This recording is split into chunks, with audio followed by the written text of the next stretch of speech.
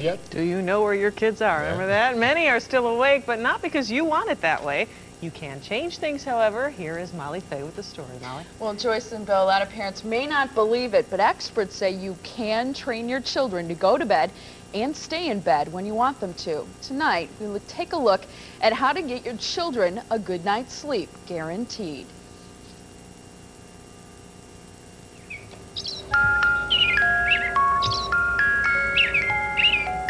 At the end of the day, there's no sweeter sound than the lullaby of a sleeping baby. But this is the peace that often follows Okay, the pandemonium. well, just prior to bedtime is chaotic. It's 7:30 at the Nye household. Parents Steve and Stacey are working toward a deadline. They want these boys in bed by 8:30. Go on, Jess.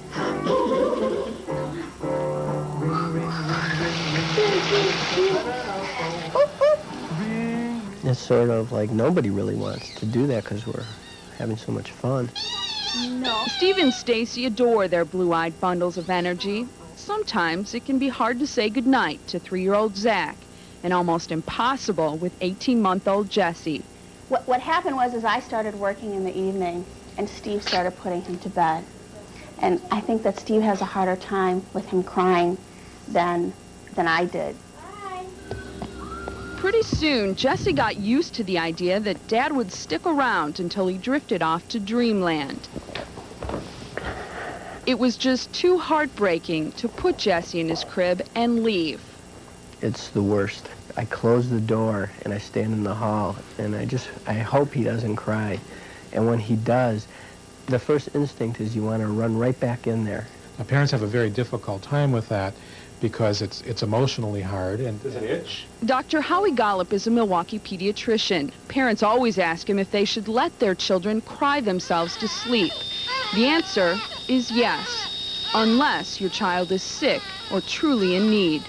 Now, at first, a child is going to cry louder and longer because they're not getting the response that they were used to.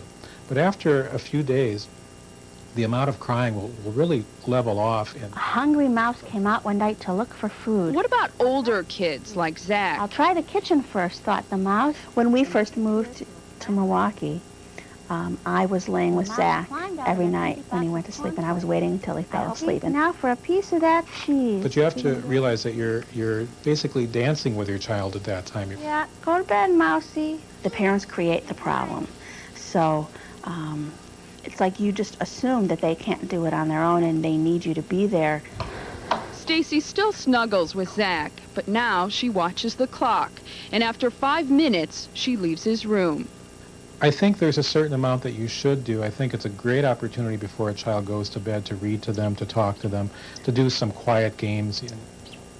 On this night, Stacey and Steve didn't quite make deadline, but they got pretty close. It was a little after 9 when the house was quiet, except for that lullaby playing upstairs, the sounds of sleeping babes. Now, Dr. Gollup says he doesn't recommend letting your baby cry himself to sleep because it builds character. He says you should only let your baby cry if you know your child is crying to get you to do something, like pick him up or pick her up. Tomorrow night, we'll tell all of you adults how to get a good night's sleep. If I remember right, the trick is when the first night that you do that, you go in certain intervals, and then each night you lengthen the intervals, right? With the crying, right. Like if they're crying, you go in after 5 minutes, you reassure them that everything's going to be okay, and then you leave. If they're still crying, you wait 10 minutes, then you go back in and reassure them, and it's a gradual process. All right, tips for adults tomorrow night. Right. Thanks, Molly.